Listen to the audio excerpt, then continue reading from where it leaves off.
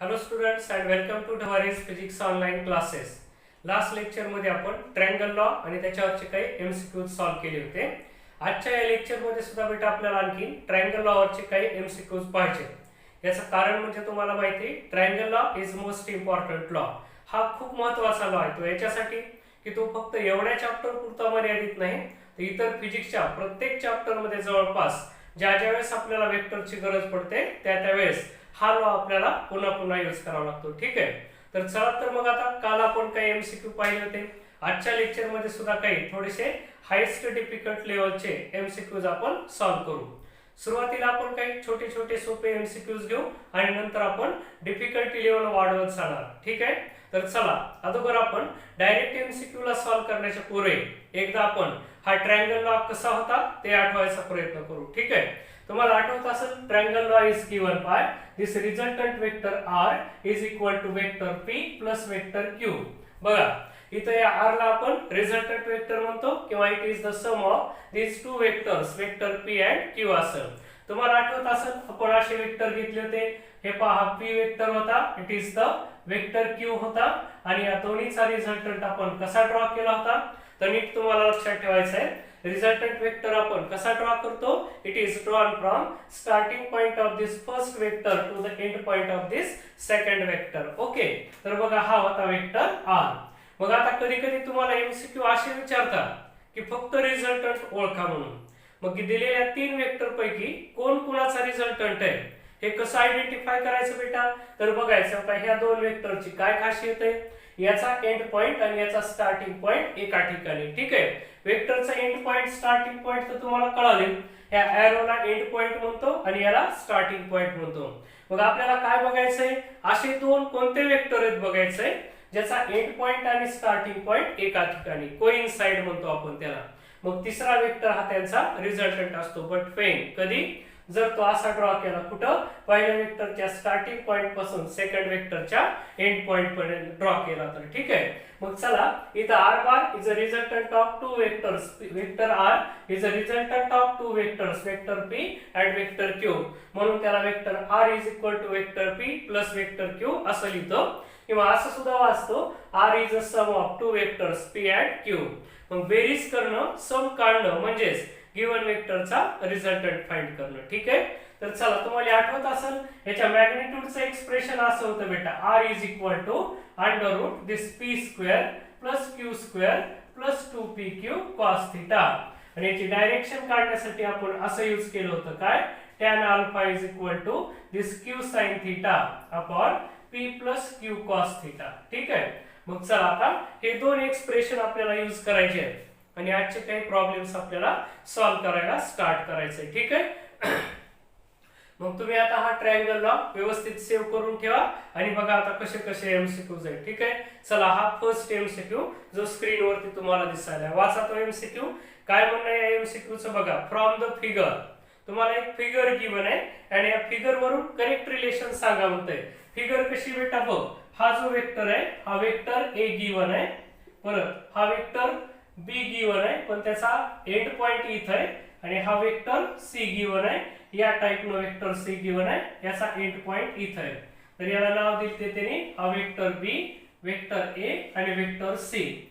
आणि ते काय म्हणते की तुम्हाला डायग्राम व्यवस्थित पाहायचे आणि करेक्ट रिलेशन ओळखायचे म्हणजे फक्त त्यांना तुम्हाला रिझल्टंट लिहून दाखवायचा आहे. बघा बरं बेटा आता इथं तीन वेक्टर गिवन आहेत, A B and C are given. आपल्याला पाहायचंय या तीन वेक्टर पैकी कोणता एक वेक्टर राहिलेल्या दोघांचा रिझल्टंट आहे. बघा मी आता सांगितलेली आयडिया वापरा. कोणती, असे दोन वेक्टर सापडा ज्यांचा स्टार्टिंग पॉइंट आणि एंड पॉइंट एका ठिकाणी. याचा विचार करावा का या दोघांचे एंड पॉइंट एका ठिकाणी, या दोघांचा विचार करा, दोघांचे स्टार्टिंग पॉइंट एका ठिकाणी. आता आपण या दोघांचा विचार करू. बघा हा जो आहे याचा कोण आहे, एंड पॉइंट आहे आणि याचा हा स्टार्टिंग पॉइंट आहे. म्हणजे वेक्टर ए आणि सी या दोघांचे याचा स्टार्टिंग पॉइंट आणि याचा एंड पॉइंट एका ठिकाणी. म्हणजे याचा अर्थ हा जो वेक्टर बी हा या दोघांचा रिझल्टंट आहे. पुन्हा चेक करू आपण, हा रिझल्टंट कसा असायला पाहिजे, याच्या स्टार्टिंग पॉइंट पासून सुरू व्हावा. बघा झालाय का सुरू, याच्या स्टार्टिंग पॉइंट पासून सुरू आहे आणि याच्या एंड पॉइंटला आलाय. ठीक आहे, मग बघा या दोघांचा रिझल्टंट हाय. कसा ओळखला मी, याचा एंड पॉइंट याचा स्टार्टिंग पॉइंट एका ठिकाणी, म्हणून या दोघांचा मिळून हा रिझल्टंट असायला पाहिजे. ओके, चला आलं तुमच्या लक्षात. म्हणजे मला ट्रायंगल लॉ असं लिहिता येईल आता, vector B is equal to काय लिहिता येऊ शकतं, vector C plus vector A. आणि बघा आता ही रिलेशन त्यांनी कोणत्या ऑप्शन मध्ये दिली बेटा, कोणतं ऑप्शन होतं, तर बघा मला वाटतं हे सी ऑप्शन मध्ये दिलंय. Vector C plus vector A is equal to vector B. So our correct option will be the C option असेल. ठीक आहे, चला आता पुढे जाऊ आपण. पुढचा एमसीक्यू बघा, मी सुरुवातीला तुम्हाला सोपे सोपे द्यायला आणि आपल्याला पुन्हा डिफिकल्टी लेवल इन्क्रीज करायची. बघा पुढचा एमसीक्यू वाचायला मी, for the resultant of two vectors to be maximum. बघा दोन वेक्टरचा रिझल्टंट आपल्याला मॅक्सिमम पाहिजे. What must be the angle between them. बघा हा खूप छान आणि तोंडी एमसीक्यू आहे, टेक्निकल एमसीक्यू आहे. काय म्हणते, for the resultant of two vectors to be maximum. दोन वेक्टरचा रिझल्टंट आपल्याला मॅक्सिमम पाहिजे. इमॅजिन करा आपण असं जर घेतलं, काय घेतले, वेक्टर ए आणि वेक्टर बी घेतले, त्यांचा रिझल्टंट मॅक्सिमम काय असतंय, या दोघांच्या सम एवढ्या का, R max is equal to काय असेल, ए प्लस बी. आणि आर मिनिमम किती असतंय, तर आपण स्टडी केलेलं आहे ए मायनस बी. आणि तुम्हाला आठवतंय ए प्लस बी कधी असतंय, ज्यावेळेस दोन वेक्टर मधला अँगल 0 डिग्री असेल. आणि ए मायनस बी किती असतंय, ज्यावेळेस दोन वेक्टर मधला अँगल 180 डिग्रीचा असेल. ऑलरेडी गेल्या लेक्चर मध्ये आपण स्टडी केलंय, पॅरलल वेक्टर असले म्हणजे त्यांच्यातला अँगल 0 असतो. 0 असलं की त्यांचा रिझल्टंट म्हणजे सम असते, म्हणजेच मॅक्सिमम असते. सबट्रॅक्शन केली की मिनिमम असते. ठीक आहे, मग आता बघा कोणता ऑप्शन निवडता, तर ए ऑप्शन निवडा. आपल्याला रिझल्टंट मॅक्सिमम पाहिजे आणि कधी शक्य, त्या दोन वेक्टर मधला अँगल बेटा किती व्हावा लागेल, 0 डिग्री व्हावा लागेल. ठीक आहे, मग बघा 0 डिग्री असेल तर रिझल्टंट मॅक्सिमम असेल, म्हणून ए ऑप्शनला करेक्ट करून टाका. ए ऑप्शन करेक्ट आहे आपलं. ठीक आहे, चला नेक्स्ट एमसीक्यू कडे जाऊ. पुढच्या एमसीक्यू चं काय म्हणणं आहे बघा, टू फोर्सेस आहेत म्हणते, कसले, इच ऑफ मॅग्निट्यूड एफ. प्रत्येकाची मॅग्निट्यूड एफ आहे, म्हणजे त्यांना असं म्हणायचं होता दोन फोर्सेस आहेत, F1 F2 आणि या दोघांची मॅग्निट्यूड किती, एफ आहे. ठीक आहे, a resultant of same magnitude F. म्हणजे काय म्हणते, यांचा रिझल्टंटची सुद्धा मॅग्निट्यूड एफच आहे, म्हणजे आर इज इक्वल टू किती म्हणायचं त्यांना, एफ एवढा म्हणायचं आहे. पुढे बघा, the angle between two forces. या दोघातला अँगल काढायला हवेत, म्हणजे काय, इथला थीटा काढायला हवेत. बघा ना, पी च्या जागी येईल F1, क्यू च्या ठिकाणी F2, इथं cos थीटा काढायचा आहे आणि आर च्या ठिकाणी आपण F पुट करणार. म्हणून मी ती रिलेशन इथं कशी लिहितोय का, R should be equal to कसा असावा बेटा, F1 square plus F2 square plus 2F1 into F2 into cos theta. आपल्याला F1 आणि F2 मधला अँगल काढायचा आहे, म्हणजे काय फाइंड आउट करायचं आहे, थीटा फाइंड आउट करायचा आहे. ठीक आहे, पाहता इकडे आता हा रिझल्टंट पुन्हा एवढा आहे म्हणतोय, एफ एवढा आहे. It is equal to under root किती झाले, F1 च्या ठिकाणी मी F पुट करू शकतो. F1 आणि F2 ची व्हॅल्यू सेम आहे, किती ती, F एवढी. So F square plus 2F into cos of theta. चला बघा पुढे काय आलं, मी दोन्ही साइडचा स्क्वेअर करतो, तर किंवा आणखीन एक स्टेप अशी पार पाडतो मी. This 2F square plus 2F square into cos theta. कसा आला बेटा हे, हा F square plus F square 2F square, F into F square. चला दोन्ही साइडचा स्क्वेअर करतो मी आता. हे F square is equal to this 2F square plus 2F square into cos of theta. चला मी काय करतो, याच्यातून 2F स्क्वेअर कॉमन काढतो. इथं काय शिल्लक राहील, 1 प्लस कॉस थीटा असं शिल्लक राहिलं. F कॅन्सल, या 2 ला मी इकडे पाठवून देतो, 1/2 आले, 1 प्लस कॉस थीटा. बघा आता तुम्हाला नीट लक्ष द्यायचंय, हा 1 इकडे आला तर कसा होईल बेटा, 1 minus half equal to cos theta. सांगा, half minus 1, sorry half minus 1 काय येते, minus half equal to cos theta येईल. ठीक आहे, आता तुम्हाला विचार करायचा आहे की हा मायनस हाफ आहे, मी इकडे लिहितो आता राहिलेला भाग. बघा cos theta is equal to minus half आहे. तुम्हाला माहिती कॉस कितीची व्हॅल्यू प्लस हाफ असते, कॉस 60 ची, बट इथं कशी मायनस आहे. मग मायनस आलं की काय करायचं ते सांगायलंय, या मायनस साइनला इकडे शिफ्ट करा. Minus cos theta is equal to half. पण तुम्हाला जर पाठ असेल कॉस 120 ची व्हॅल्यू मायनस हाफ असते तर तुम्ही असं लिहू शकता काही तर तुम्हाला जर माहिती असेल तर cos theta is equal to minus हाफला तुम्ही असं लिहू शकता किती कॉस 120 डिग्री. बघा तुम्ही म्हणताल कॉसच का आणले हे कॉस कॉस कॅन्सल करायचंय. मग तुम्हाला काय कळालं मायनस हाफ कुणाची व्हॅल्यू कॉस 120 ची मग मायनस हाफच्या ठिकाणी पुट करा.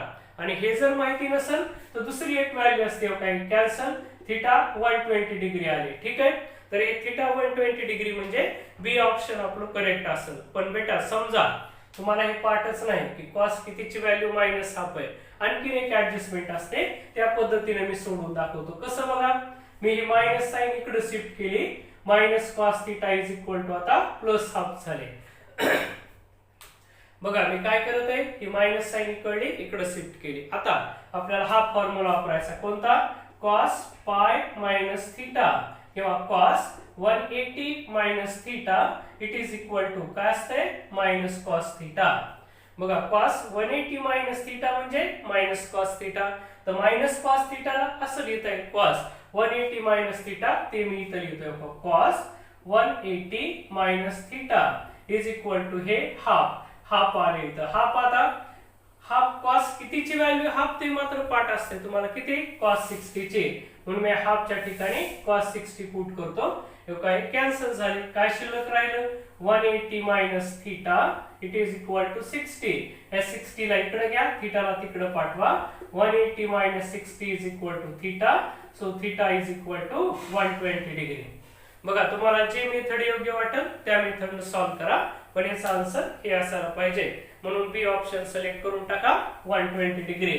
आणि बघा आता हा पुढचा एमसीक्यू जो तुम्हाला स्क्रीन वरती दिसायला हा एमसीक्यू काय म्हणते बघा याला सॉल्व्ह करायचा प्रयत्न करा. प्रत्येकाने थोडासा प्रयत्न करा बेटा पुढे जाऊन सॉल्व्ह करून वापस या म्हणजे तुम्हाला कसं एमसीक्यू झाले तर फिजिक्स सोडवायसारखं वाटेल नाहीतर फिजिक्स लवकर कळणार आहे लक्षात घ्यायचा. पुढे जाऊ आपण काय म्हणणं होतं आता ह्याचं बघा पुढच्या एमसीक्यूचं असं म्हणणं आहे let the angle between two non zero vectors A and B is 120 degree and resultant be C. बघा काय म्हणतंय हे दोन वेक्टर आहेत A आणि वेक्टर B ह्याच्यातला अँगल किती म्हणतंय 120 डिग्री. ठीक आहे आणि काय म्हणतंय रिझल्टंट C म्हणजे R कोण आहे ह्याचा C एवढा आहे. तर काय शक्य आहे म्हणते बघा बेरीज कसा रिझल्टंट C ची व्हॅल्यू काय असेल. बघा आपल्याला आता एक तर माहिती बेटा काय त्या C ची व्हॅल्यू काय काय असू शकतात रिझल्टंट जास्तीत जास्त असेल A प्लस B आणि कमीत कमी असेल A मायनस B. मग ते काय म्हणते आता या A मायनस सोबत कंपेअर करून आपल्याला याची या R ची C ची व्हॅल्यू किती असेल ते काढा म्हणते. म्हणून आपण काय करायचं आता बघा मी काय काय करतो इथं मी हे एक्सप्रेशन घेतो पुन्हा इथलं बघा मी हे असं घेतलं R इज इक्वल टू कसं लिहिता येईल A square plus B square plus 2AB cos theta. R म्हणजे इथं कोण आहे C तर काय म्हणते ते आहे A square plus B square plus 2AB आणि cos किती येते इथं 120 येते. ठीक आहे बघा cos 120 म्हणजे मायनस हाफ असतो आपण आताच बघितलं होतं. So this C is equal to काय असायला पाहिजे A square plus B square काय plus 2AB into minus half असेल. हे 2 कॅन्सल C चं एक्सप्रेशन काय आलं बघा A square plus B square minus हे AB आले फक्त 2AB नाही. मग बघा आता इथं काय आले A square plus B square minus AB असे आले. पण आपल्याला आता याला कुणासोबत कंपेअर करायचंय या इक्वेशन सोबत. हे बघा A मायनस B चा स्क्वेअर काय असतो बेटा A square plus B square minus 2AB आणि याचा जर रूट घेतलं तर A मायनस B असा येतो. काय येतो A square plus B square minus 2AB. आता तुम्हाला फक्त विचार करायचा हे C ची व्हॅल्यू आणि हे A मायनस B ची व्हॅल्यू मग हा मोठा आहे का हा मोठा आहे ते ठरवायचंय. हा कसा आहे म्हणतोय तो काय A square minus B square एवढा पार्ट सेम आहे फक्त हा एवढा पार्ट वेगळा आहे. इथं 2 मायनस AB 2AB इथं फक्त 1AB म्हणजे काय इथं वजा होणारी टर्म जास्त आहे म्हणजे याची व्हॅल्यू कमी लक्षात ठेवायचा. वजा होणारी टर्म जास्त इथं 2AB वजा करायचे इथं 1AB वजा करायचा आहे म्हणजे ह्या रूटची व्हॅल्यू याच्यापेक्षा जास्त आहे. म्हणून मी काय म्हणतोय का इथं आपण हे कंपेअर करायचं ना असं लिहायचं. काय म्हटलं आपण ह्या रूटची व्हॅल्यू याच्यापेक्षा जास्त आहे. का जास्त आहे? इथं 2ab वजा करणार आहे, इथं एकच ab, म्हणजे c ची व्हॅल्यू a मायनस b पेक्षा जास्त असायला पाहिजे. म्हणून मी याला असं लिहितो का ग्रेटर दॅन, काय असेल तर mod of a minus b, याच्यापेक्षा जास्त यावे. कसं आलं? मी बघितलं c साठी हे एक्सप्रेशन आहे आणि a मायनस b साठी हे एक्सप्रेशन आहे. मग तुम्हाला कळायला लागलंय की याची व्हॅल्यू याच्यापेक्षा जास्त असायला पाहिजे. का? कारण याच्यातून वजा होणारी टर्म इतर टर्मच्या कशी दुप्पट आहे. म्हणजे याच्यातून तुम्ही 4 वजा केले, त्याच्यातून तुम्हाला 8 वजा करावं लागणार आहेत. म्हणून याची व्हॅल्यू जास्त आहे, याची व्हॅल्यू कमी, म्हणजे c is greater than a minus b. म्हणून बघा सी ऑप्शन निवडावं लागेल आपल्याला. कोणतं? c must be greater than a minus b. Okay, चला आता पुढच्या एमसीक्यू कडे जाऊ. बघा सुरुवातीला आपल्याला सोपे सोपे एमसीक्यूज पाहिजेत आणि पुन्हा आपण मग डिफिकल्टी लेवल गाठणार याची. कसं आहे बघा आता पुढचा MCQ. The magnitude of vector A B and C are. बघा ए बी सी च्या मॅग्निट्यूड दिल्या त्यांनी. मॅग्निट्यूड ए ची किती 12, बघा बी ची किती 5 आणि सी ची किती 13. बेटा तुम्हाला क्लिअरच कळायला लागले काय हे पायथागोरियन ट्रिपलेट आहे. पायथागोरियन ट्रिपलेट म्हणजे काय? 12 चा स्क्वेअर प्लस 5 चा square is equal to 13 square असं उभे केलं जातंय. म्हणजे it is the Pythagorean triplet. मग क्लिअर कळायलंय हे ए आणि बी एकमेकांना परपेंडिक्युलर असं हा त्यांचा हायपोटेनस आहे. म्हणजे ए आणि बी मधला जर अँगल विचारला बेटा तर आपल्याला क्लिअर सांगता आला पाहिजे किती असेल 90 डिग्री. बघा त्याने कुणातला विचारला? Then angle between A and B is, A आणि बी मधला 90 डिग्री एवढा अँगल आहे. आलं लक्षात तुमच्या? तुम्ही म्हणता सर नाही कळालं. मी त्या दिवशीच तुम्हाला सांगितले हे पायथागोरियन ट्रिपलेट आहे बेटा. मग काय असते? 12 चा स्क्वेअर प्लस 5 चा square is equal to 13 square येते. म्हणजे हे दोन वेक्टर एकमेकाला परपेंडिक्युलर असावे. म्हणजेच काय? त्यांच्यातला अँगल कितीचा यायला पाहिजे तर 90 डिग्रीचा यावा. ओके, पुढचा एमसीक्यू. याचा आन्सर काय निवडलं तुम्ही तर सी ऑप्शन निवडा, π/2 रेडियन. ओके, चला पुढे जाऊ आपण.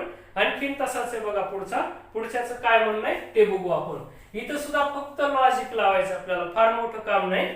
लेट काय म्हणणं आहे त्यांचं? Vector C is equal to vector A plus vector B. म्हणजे काय म्हणणं आहे? सी हा ए चा आणि बी चा रिझल्टंट आहे बेटा. तर त्यांचं म्हणणं आहे तर सी ची व्हॅल्यू कशी असायला पाहिजे, म्हणजे काय शक्य आहे ते सांगा म्हणतंय. बघा आधी तर आपल्याला माहिती सी च्या दोन व्हॅल्यू मॅक्सिमम किती असेल ए प्लस बी आणि मिनिमम असेल ए मायनस बी. ह्या दोन्हीच्या मदत असायला पाहिजे. सी काय म्हणते बघा पहिलं option, C is always greater than A. आपल्याला फक्त सी सांगता येतो याच्या बेरीज आणि वजाबाकी याच्या दरम्यान असावा. ठीक आहे, पण आपल्याला हे सांगता येत नाही की सी हा याच्यापेक्षाच मोठा असावा. म्हणून ए ऑप्शन बद्दल आपण गॅरंटेड नाही. बी काय म्हणते बघा, it is possible to have C is less than A and C is less than B. हे शक्य आहे. म्हणजे त्यांना म्हणायचंय या दोघांचा रिझल्टंट यांच्यापेक्षा लहान असू शकतो का? असू शकतो बेटा. त्या दोघांमधल्या अँगलवर डिपेंड आहे. ते म्हणतात पुन्हा C is equal to A plus B. बघा ते म्हणतात सी ऑलवेज इक्वल टू, हे ए प्लस बी किती असते बेटा? कधी? थीटा जर 0 डिग्री असेल तर. आणि तिसरं डी म्हणते C is never equal to A plus B. A plus B एवढा कधीच असणार नाही. तर चूक आहे. ए प्लस बी असू शकतो कधी? थीटा 0 असताना. म्हणून बी ऑप्शन आपलं करेक्ट आहे. ए सी आणि डी मात्र करेक्ट नाही. का? कारण ते शक्य नाहीत, सर्व गॅरंटेड सांगता येत नाही.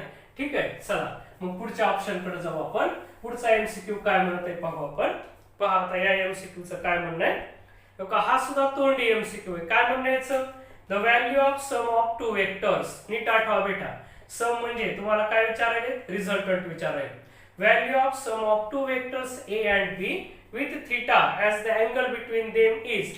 बघा सम म्हणजे काय? रिझल्टंट. काहीतरी लिहून ठेवलाय तोच फॉर्म्युला घ्यायचा, फक्त वेक्टर चेंज करायचे. आर इज इक्वल टू इथं ए आणि बी दिले तर A square plus B square plus 2ab into cos of theta. तर बघा आता हे एक्सप्रेशन कुठं आहे तर ए ऑप्शन मध्ये दिलेलं आहे. म्हणून आपलं ए ऑप्शन करेक्ट असायला पाहिजे. ठीक आहे, चला पुढचा एमसीक्यू बघू आपण.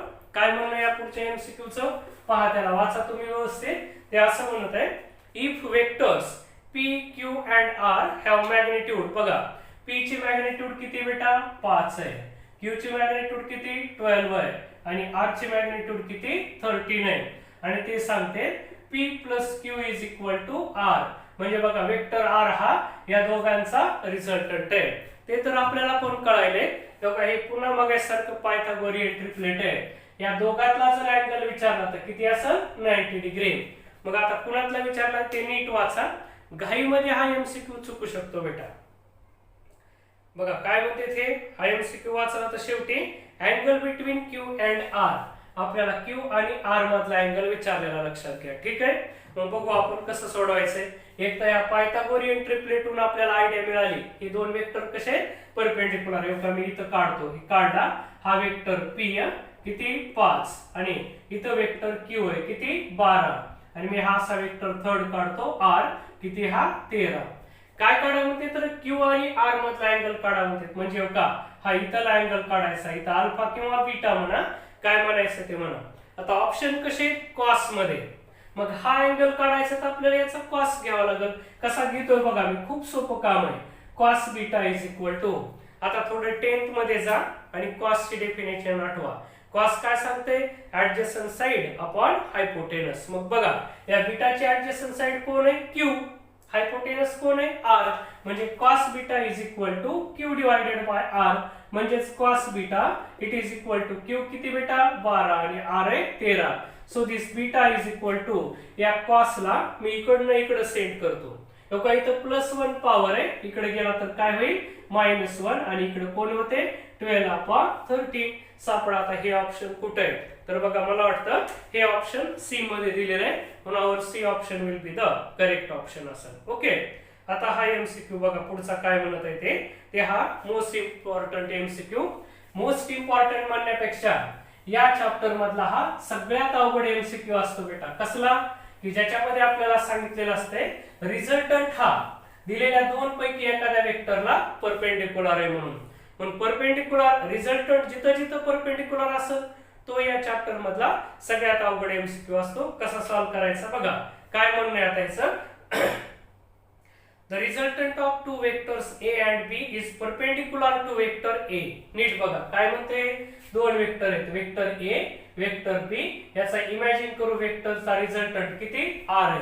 ते काय म्हणते, resultant of two vectors A and B is perpendicular to vector A. लोका ते असं म्हणते R is perpendicular to vector A. म्हणजे काय, R A ला परपेंडिक्युलर सांगितलाय, म्हणजे अल्फा आपल्याला किती सांगितला बेटा 90 डिग्री सांगितला. नीट लक्षात घ्या अल्फा कोणाचा होता, ए आणि बी यांचा रिझल्टंट आर आहे आणि आर कुणाला ए ला परपेंडिक्युलर आहे. मग बघा आता आपल्याला अल्फा दिलाय, म्हणजे आर न ए सोबत केलेला अँगल दिलाय म्हणजे अल्फा दिलाय. And its magnitude equal to half the magnitude of B. R ची मॅग्निट्यूड किती बी च्या अर्धी, म्हणजे b/2 एवढी काढा. म्हणते ए आणि बी मधला अँगल काढा. म्हणजे ए तला आणि बी तला अँगल काढायचा म्हणजे थीटा काढायचा आहे. बघा मग आता काय करायचं आपल्याला, तर थीटा काढायचा म्हणजे या दोन वेक्टर मधला ए आणि बी मधला अँगल फाइंड आउट करायचा आहे. ओके. मग आता त्याच्यासाठी काय करायचं, या अल्फाचा यूज करा बेटा. जो अल्फा गिवन आहे आपल्याला टॅन अल्फाचा फॉर्म्युला आठवायचा. काय सांगतो हा टॅन अल्फा आपल्याला असं सांगतंय, दुसरा वेक्टर बी म्हणजे काय हा B sine theta divided by A plus B cos theta. हा फॉर्म्युला मी इथं यूज करायचा प्रयत्न करतो. ठीक आहे. बघा आता टॅन अल्फा म्हणजे किती tan 90 it is equal to this B sine theta divided by A plus B cos theta असं आलं आपलं. ठीक आहे. बघा टॅन 90 ची व्हॅल्यू पाठ आहे आपल्याला किती असते इन्फिनिटी. तुम्ही म्हणता कसं काढलं सर, टॅन 90 म्हणजे काय बेटा साइन 90 अपॉन कॉस 90. साइन 90 1 असतो, कॉस 90 0, 1/0 म्हणजे इन्फिनिटी, म्हणजे साइन 90 किती इन्फिनिटी. ठीक आहे. चला मग मी इथं काय लिहितो, हे B sine theta divided by A plus B cos theta एवढं आलं. आता इथे एक आयडिया एक टेक्निक आहे लक्षात घ्या. या टॅन 90 ची व्हॅल्यू इन्फिनिटी आली, पण हे कधी शक्य आहे जर इकडला डिनॉमिनेटर 0 असला तर. म्हणजे काय, या डिवायडेड बाय वाली टर्म किती पाहिजे 0. काहीही डिवायडेड बाय थीटा त्याला इन्फिनिटी, सॉरी काहीही डिवायडेड बाय 0 त्याला आपण इन्फिनिटी म्हणतो. म्हणजे कुणालाही 0 ने डिवाइड केलं, इमॅजिन करा x आहे, याला 0 ने डिवाइड केलं की याची व्हॅल्यू आपण इन्फिनिटी घेतो. त्यावेळेस ना जर टॅन 90 ची व्हॅल्यू इन्फिनिटी आली तर हे कधी शक्य बेटा, हा इकडला जो हा डिनॉमिनेटर आहे ह्याची व्हॅल्यू किती पाहिजे 0. मग आपल्याला हे डायरेक्टली समजून घ्यायचं आहे, a plus B cos theta is equal to किती असावं 0. का असावं रे, हा इन्फिनिटी म्हणजे इकडला डिनॉमिनेटर 0 आहे. मग याच्यावर मी काय काढतो बघा, a ला पुढे काढतो, हे b cos theta is equal to minus a. मग याच्यावर आपण cos थीटा घ्यायचा मायनस a बाय b, हा मिळाला आपल्याला cos थीटा. हा पुन्हा आपल्याला हेल्प करणारा लक्षात घ्यायचा, याला इक्वेशन फर्स्ट म्हणतो. मग आता आपल्याला काय काढायचं आहे, a आणि b मधला अँगल काढायचा आहे. त्यासाठी पुन्हा मी हा फॉर्म्युला घेतो, कोणता, r इज इक्वल टू काय असायला पाहिजे, तर it should be equal to a square, it should be equal to this a square plus b square plus 2ab into cos of theta. ठीक आहे. चला मी आता काय करतो, याची मॅग्निट्यूड b बाय 2 एवढी म्हणते, म्हणजे r च्या ठिकाणी मी b बाय 2 पुट करतो. अंडर रूट काय काय आले इथं, a square plus b square plus 2ab into cos of थीटाला काय येईल बघा, तिथं cos थीटाला मी इथून व्हॅल्यू पुट करतो, याची किती, मायनस a बाय b एवढी आली. हा b आणि हा b कॅन्सल झाला. काय काय राहिलं बेटा, हे b बाय 2, हे अंडर रूट किती आले इथं, a square plus b square minus 2a square. तुम्ही म्हणताल सर हे मायनस 2a स्क्वेअर कुठून झाले, काय मायनस आणि हे प्लस मायनस झालं. ठीक आहे. चला आता याला सिंप्लिफाय केलं तर b by 2 is equal to under root हे b square a square minus 2a square, 1 minus 2 minus 1 म्हणजे हे येते मायनस a स्क्वेअर आले इथे. ठीक आहे. बघा b square a square minus 2a square minus a square. आता मी दोन्ही साइडचा स्क्वेअर करतो, किती येते, b square upon 4 it is equal to b square minus a square. चला ह्या a स्क्वेअर ला मी इकडे सेंड करतो, हे b स्क्वेअर इकडे जशास तसे, हे b स्क्वेअर मायनस 4 इथं आले तर बघा या दोघांची वजाबाकी किती येईल बेटा, हे काय येते 4 इथे येते, तर इथं असे येतील का, हे 4b square minus b square upon 4 म्हणजे this a square is equal to 3b square upon 4. याच्यावरून जर मी रूट घेतलं तर a is equal to root 3 by 2 into b, 3 चं रूट 3, 4 चं रूट 2, b स्क्वेअर चं b, a स्क्वेअर चं a. याच्यावरून मला असं कळायलंय a by b is equal to root 3 by 2. आणखीन आपला प्रॉब्लेम संपला नाही. हा प्रॉब्लेम घ्यायच्या आधीच मी तुम्हाला सांगितलंय की हा एमसीक्यू या चॅप्टर मधला सगळ्यात अवघड एमसीक्यू असेल. ठीक आहे. चला आता a बाय b ची व्हॅल्यू मी इथं पुट करतो, म्हणजे मला हा cos थीटा मिळेल. देअरफॉर काही इथं लिहिलंय, सगळ्यांनी लक्ष द्या, cos theta is equal to किती आले इथं, मायनस a बाय b म्हणजे काय, रूट 3 बाय 2. तुम्ही म्हणताल हे मायनस कुठून आलं, हे बघ बेटा इथं मायनस होतं, हे मायनस पुट केलंय आपण तिथं. ठीक आहे. मग या मायनसची व्हॅल्यू मी तिथं पुट करून टाकली. बघा आता मग हे निगेटिव्ह तर व्हॅल्यू रूट 3 बाय 2 माहित नाही, फक्त रूट 3 बाय 2 कॉस कितीची व्हॅल्यू असते, 30 डिग्रीचे, पण इथं निगेटिव्ह आहे म्हणून मी मगासारखं या निगेटिव्हला इकडे शिफ्ट करतो. काय आले, minus cos theta is equal to root 3 by 2. मग पुन्हा तो मगाशीचा फॉर्म्युला यूज करतो, कोणता, मायनस कॉस थीटाला काय लिहिता येईल, cos pi minus theta is equal to या रूट 3 ला आपल्याला रूट 3 बाय 2 ला असं लिहिता येईल कॉस 30 डिग्री. तुम्हाला आता हे लिहिता आलं पाहिजे, हे फॉर्म्युला पाठ करून टाका. मायनस कॉस थीटा म्हणजे कॉस पाय मायनस थीटा आहे आणि रूट 3 बाय 2 कितीची व्हॅल्यू असते, कॉस 30 ची. तर बघा आता हे cos cos cancel, so pi minus theta is equal to 30 degree. आता आपलं ऑप्शन बघा, डिग्री मध्ये का रेडियन मध्ये, त्याच्यानुसार आपल्याला त्याला ऍडजस्ट करायचं आहे. काय करू, डिग्री मध्ये दिलेलं आहे म्हणून मी पाय रेडियन म्हणजे 180 डिग्री लिहितो, minus theta is equal to 30 degree. Theta इकडे पाठवतो मी, 180 मायनस 30 is equal to theta, so theta is equal to 150 degree. एवढी ही थीटाची व्हॅल्यू असायला पाहिजे. ठीक आहे. तर मग बघा हे 150 डिग्री म्हणजे कोणतं आहे, बी ऑप्शन आहे. मग बेटा हा अवघड एमसीक्यू आहे, हा या चॅप्टर मधला सगळ्यात मोठा एमसीक्यू आहे, पण तुम्ही या स्टेपने गेला तर तुम्हाला सोडवता येऊ शकतो. हा रिझल्टंट सोबतचा अँगल म्हणजे अल्फा, त्याच्यावरून तुम्ही कॉस काढून घ्या. याच्यावरून पुन्हा तुम्हाला काय येईल, a बाय b ची व्हॅल्यू येईल, ती याच्यात पुट करा नेऊन, मग तुम्हाला जो पाहिजे तो थीटा मिळू शकतो. आता हे अर्थातच अवघड प्रॉब्लेम होता, सहज जमणार नाही, म्हणून मी तुम्हाला प्रॅक्टिस साठी या टाइपचा आणखी एक प्रॉब्लेम सोडून घेतो. तुम्ही त्याच्यात प्रयत्न करायचा की तुम्हाला जमतो का बघायचं. बघा वाचा हा स्क्रीन वरती, जो तुम्हाला पुढचा प्रॉब्लेम दिसायला काय म्हणत आहे बघा, व्यवस्थित वाचन करा.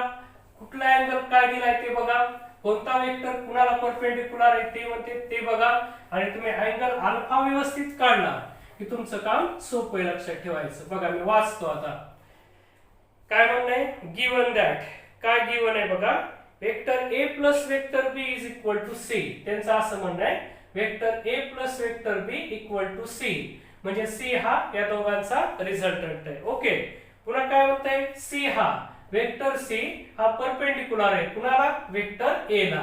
म्हणजे याचा अर्थ या दोन्हीवरून त्यांना आपल्याला सांगायचं आहे अल्फा किती बेटा, 90 डिग्री एवढा अल्फा आहे. पुढं, what is the angle between A and B. बघा पुन्हा सेम आताच्या सारखा एमसीक्यू, ए आणि बी मधला अँगल काढा म्हणतात, म्हणजे थीटा काढायचा आपल्याला, किती असेल ते हे 2 फाइंड आहे.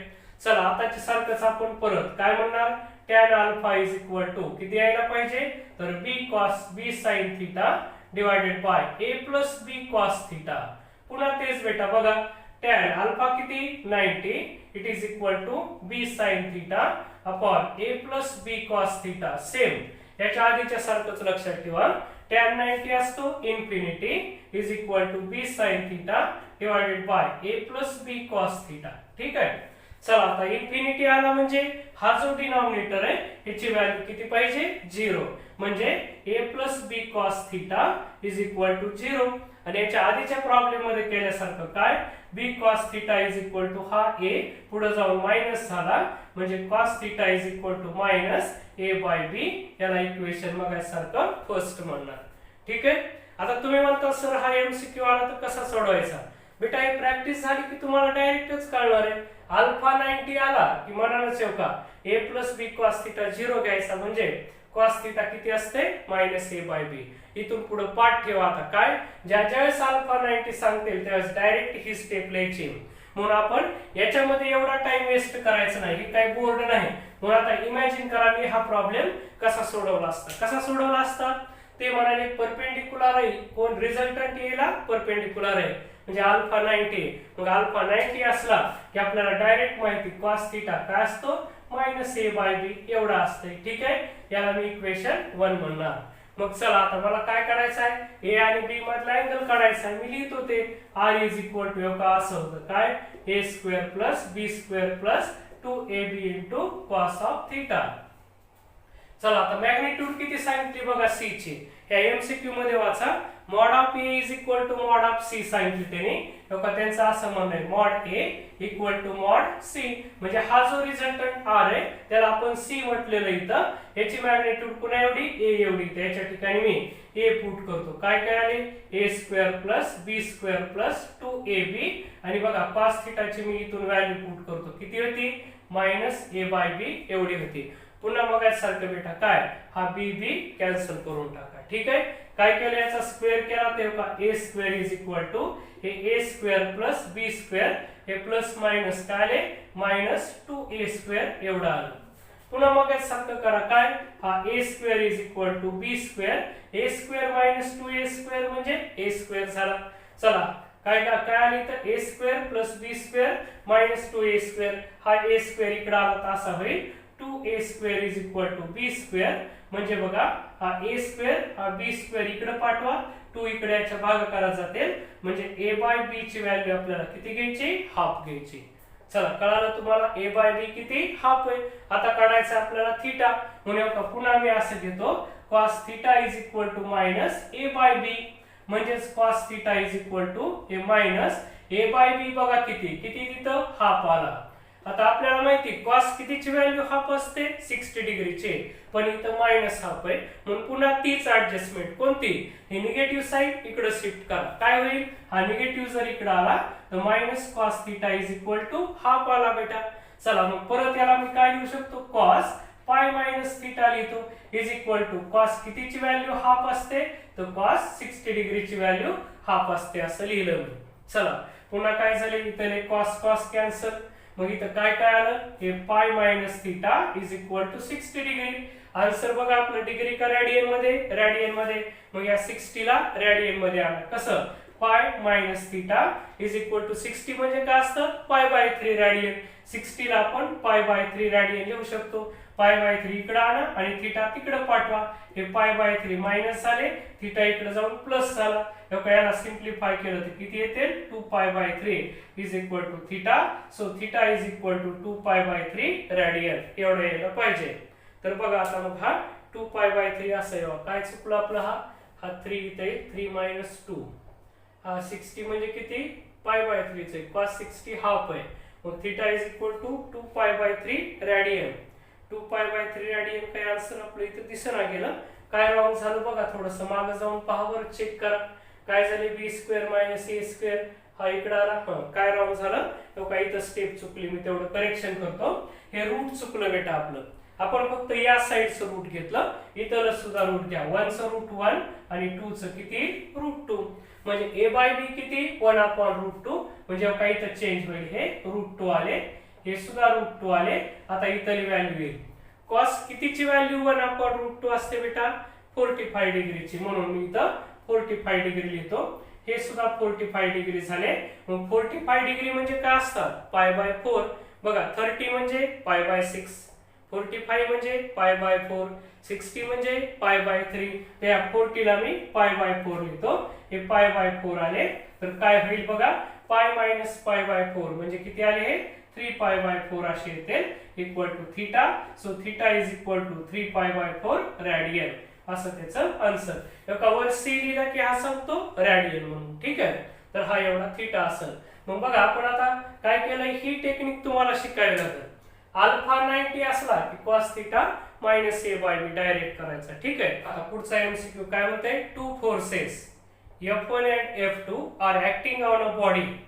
One force is double that of the other force. बघा दोन फोर्सेस आहेत म्हणते, कोणते कोणते, एक F1 आहे आणि दुसरं F2. असे दोन फोर्सेस आहेत. त्याच्यापैकी काय म्हणते, one force is double that of the other.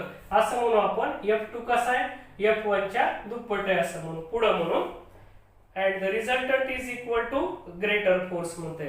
Resultant पुन्हा एवढा म्हणते ग्रेटर फोर्स एवढा आहे.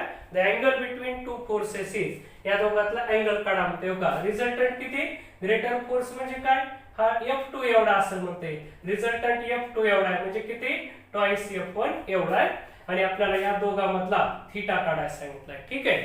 मग बघा आता हा थीटा कसा काढायचा, ते कसा काढणार तुम्ही थीटा काढायचा. तर थीटा काढायचा तर आपला फॉर्म्युला घेऊ का, R इज इक्वल टू कसा होईल इथं F1 स्क्वेअर प्लस Q च्या ठिकाणी F2 स्क्वेअर प्लस P च्या ठिकाणी F1, Q च्या ठिकाणी F2 and cos of theta. चला व्हॅल्यू पुट करू. R किती 2F1 आहे, R च्या ठिकाणी 2F1 पुट केलं. अंडर रूट हा F1 स्क्वेअर, F2 किती 2F1 एवढा आहे, 2F1 चा स्क्वेअर झाला. F2 म्हणजे 2F1 चा स्क्वेअर प्लस हे 2F1 आणि F2 म्हणजे किती 2F1 एवढा आहे आणि हा cos थीटा, ठीक आहे. चला बरं याला सिंप्लिफाय करा. काय आले इथं, हे 2F1 it is equal to under root, इथं आले F1 square plus 4F1 square plus 2 into 2 4 आले इथं 4F1 square into cos of theta असं आले, ठीक आहे. बघा आता काय काय करता येईल, तर मी याला असं लिहितो 2F1 is equal to under root 4 plus 1 5F1 square plus 4F1 square cos theta. काय हे याच्यात ऍड होणार नाही तर, कारण याच्या सोबत कोण आहे cos थीटा. सारख्या सारख्या टर्मची ऍडिशन होत असते. x हा y मध्ये ऍड करता येत नाही. सिमिलरली हे असं आलं, दोन्ही साइडचा स्क्वेअर करतो बेटा मी. काय आला 2 चा स्क्वेअर 4, F1 चा F1 स्क्वेअर आणि इकडे फक्त हे रूट निघून जाईल 5F1 square plus 4F1 square into cos of theta असे आले. चला या 5 ला मी इकडे पाठवतो. हे 4F1 square minus 5F1 square मी इकडे लिहितो. आता पुढचा भाग, this 4F1 square minus 5F1 square is equal to 4F1 square into cos of theta, ठीक आहे. किती राहिले इथं, तो का मायनस F1 स्क्वेअर शिल्लक राहिला. It is equal to 4F1 square cos theta. F1 square दोन्हीकडचे कॅन्सल, इथं काय राहिले -1 is equal to 4 cos theta.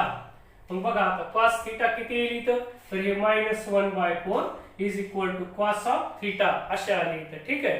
तर आता काय करता येऊ शकतं बघा, हा थीटा काढायचा आहे म्हणजे मी याला असं लिहितो cos theta is equal to -1/4. So theta is equal to हा cos पुढे गेल्यास इकडे होईल cos इनवर्स ऑफ -1/4 असा आन्सर येईल याचा, ठीक आहे. तर बघा हे cos इनवर्स ऑफ -1/4 म्हणजे कोणता ऑप्शन काढता येऊ शकता आपल्याला, सी ऑप्शन दिलेले असेल तर सी ला करेक्ट करून टाका, ठीक आहे. तर हा होता पुढचा एमसीक्यू. ओके चला आता नेक्स्ट एमसीक्यू कडे जाऊ. बघा स्क्रीनवर दिसायला, वाचा तुम्ही त्याला व्यवस्थित. आपण फक्त काय दिले बघायचं आणि त्याच्यानुसार व्हॅल्यूज पुट करत चालायच्या. बेटा वेक्टर मध्ये तुम्ही जेवढं बी काम करीत जाताल ते कमीच आहे, लक्षात घ्या. खूप अवघड अवघड अवघड अवघड एमसीक्यूज पुढे पुढे येत जातील तुम्हाला. म्हणून तुमच्यासाठी गरजेचं आहे काय, सध्याच खूप सारी प्रॅक्टिस करायची, म्हणजे आपल्याला फिजिक्स भविष्यात इझी जाईल. ठीक आहे. बघा आता मी पुढचा हा एमसीक्यू वाचायला लागलो. Maximum and minimum magnitudes of the resultant of two vectors of magnitude p and q are in the ratio 3:1. Which of the following relation is true? काय म्हणते, मॅक्सिमम आणि मिनिमम मॅग्निट्यूड ऑफ रिझल्टंट. बघा इथं दोन vector दिलेत बेटा, p आणि q. याचा रिझल्टंट मॅक्सिमम किती असेल, p प्लस q, आणि मिनिमम किती असेल, p मायनस q. मग ते आपल्याला असं म्हणतात काय, r max upon r minimum. याचा रेशो दिलाय त्याने, किती दिलाय, 3:1 दिलाय. आता तुम्हाला फक्त साधं लॉजिक यूज करायचं बेटा. आर मॅक्स म्हणजे किती असतो, म्हणजे मॅक्सिमम रिझल्टंट किती, दोन वेक्टरच्या सम एवढा असतंय. म्हणजे आर मॅक्सच्या ठिकाणी a प्लस बी पुट करा आणि आर मिनिममच्या ठिकाणी a मायनस बी पुट करा. सॉरी इथं कोणते p आणि q वेक्टर आहेत, काय लिहितं, हे p प्लस q आणि याला सुद्धा काय लिहितं, p minus q equal to 3:1. Answer संपलं आपलं. काय करा, फक्त क्रॉस मल्टिप्लिकेशन करा. काय लिहितं, p plus q is equal to 3p minus 3q. 3 ने याला मल्टिप्लाय केलं. बघा बरं आता q q एका साईडला घ्या, p p एका साईडला, हे 3q इकडे येऊन प्लस होतील प्लस q, हे 3p ऍज इट इज, हा p तिकडे जाऊन मायनस होईल. ओके. बघा काय राहील मग, काय आले, 4q is equal to 2p. हे 2 ला इकडे केलं तर काय ते 2q is equal to p. So p is equal to 2q. कशी दिलेली बघा आता, तर ए ऑप्शन मध्ये आपलं जे आन्सर आहे ते ए ऑप्शन मध्ये आलेलं आहे. So our correct option will be the A option. ठीक आहे. तर बघा बेटा, आजच्या या लेक्चर मध्ये मी तुम्हाला ट्रायंगल ऑफ वेक्टर ऍडिशन वरचे हायेस्ट डिफिकल्टी लेवलचे एमसीक्यूज द्यायचा प्रयत्न केला. मी आता काही होमवर्क मध्ये सुद्धा एमसीक्यू टाकले, ते सॉल्व्ह करायचा प्रयत्न करा. नाही जमले तर मला व्हॉट्सअप वरती सेंड करा, मी त्याचे आन्सर तुम्हाला पाठवून देईल. ठीक आहे. उद्याच्या लेक्चर मध्ये आता आपण नवीन आर्टिकलला स्टार्ट करणार, तो म्हणजे लॉ ऑफ पॅरलेलोग्राम. ठीक असते. मग उद्यापासून नवीन आर्टिकल. पण उद्या मंडे, उद्या रात्री आपण एखाद्या वेळेस लाईव्ह घ्यायचा प्रयत्न करणार आहे. हे लेक्चर तर चालूच राहील, पण आपल्याला मॉर्निंगला किंवा इव्हिनिंगला एक वेळा आणखी एक लेक्चर स्टार्ट करायचं, ते म्हणजे लाईव्ह लेक्चर असेल. आपले लाईव्ह क्लासेस आता सुरू होतील उद्यापासून. टायमिंग मी तुम्हाला उद्याला ग्रुप वरती नोटिफिकेशन टाकल, कुठं, ऍप मध्ये. मग ऍप मध्ये तुम्हाला कधी नोटिफिकेशन येतं बघा, आणि त्याच्यानुसार लाईव्ह यायचा प्रयत्न करा. ठीक आहे. तर आजच्या लेक्चर मध्ये एवढंच पळालो. आज दिलेला होमवर्क सॉल्व्ह करायचा प्रयत्न करा, आणि नाही आला तर मला सेंड करा. आज आपण इथं थांबू.